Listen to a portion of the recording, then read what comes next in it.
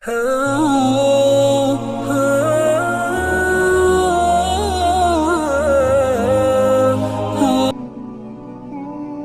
کی بابرکت شب نور، شب برات کے نام سے معروف اور مشہور ہے۔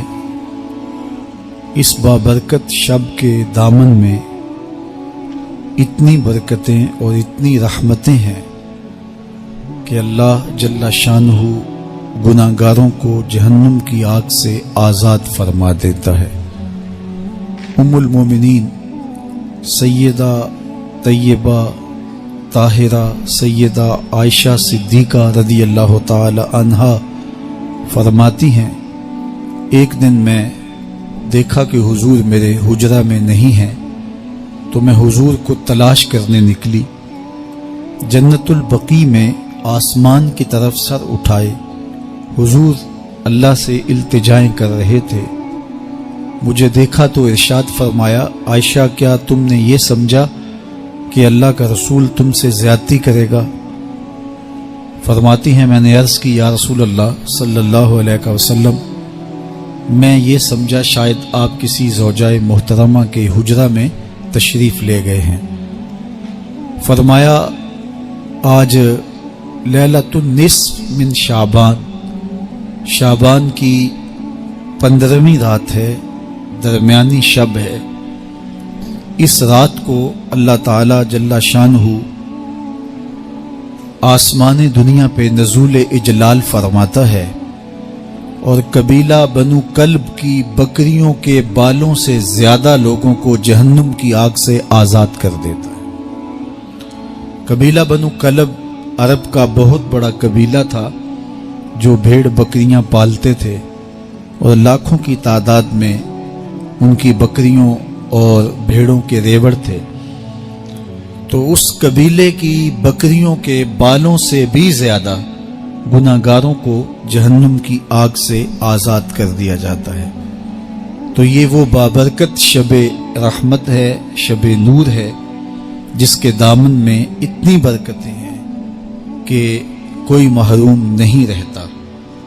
صرف وہ بد نصیب لوگ جو شرک میں مبتلا ہیں، جو سخت کینہ پرور ہیں، جو قطع رحمی کرتے ہیں، قاتل ہیں، عادی شرابی یا بدکار ہیں، انہیں اس مبارک رات میں محروم رکھا جاتا ہے، ورنہ اللہ کی رحمتوں کا عموم اس بابرکت راتوں میں اس قدر ہوتا ہے کہ کوئی گناہگار جو اس کے حضور ہاتھ دعا کے لیے اٹھاتا ہے اور اپنا دامن پھیلا کے اس کی رحمتیں مانگتا ہے، اسے محروم نہیں رکھا جاتا، بلکہ اللہ سب گناہگاروں کو جہنم کی آگ سے آزاد کر دیتا ہے۔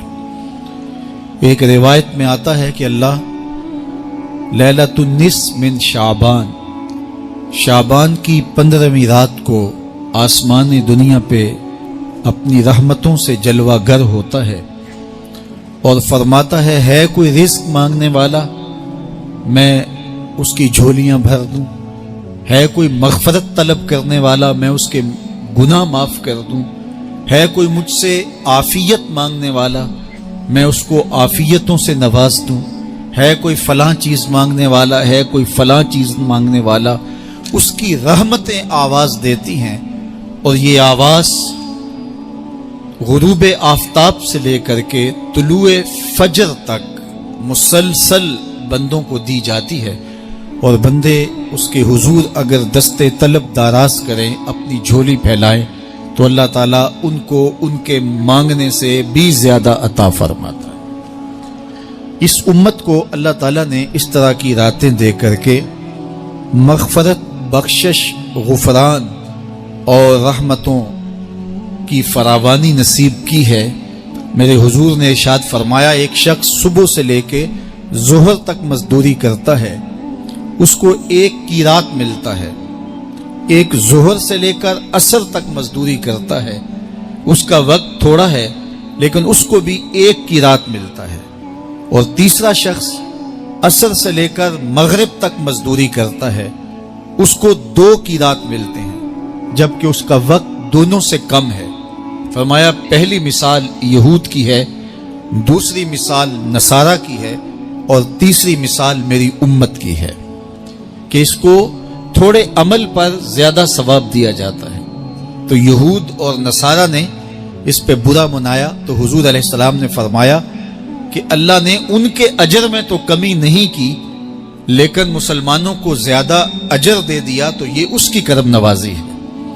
تو یہ تھوڑے وقت کی عبادتیں اور چند راتوں کی بیداری اور مخصوص اوقات میں اللہ کے حضور عبادت و ریاضت ایک گناہگار کو کہاں سے کہاں تک پہنچا دیتی ہے، اس کے گناہوں کی معافی کا ذریعہ بھی بنتی ہے اور درجات کی بلندی کا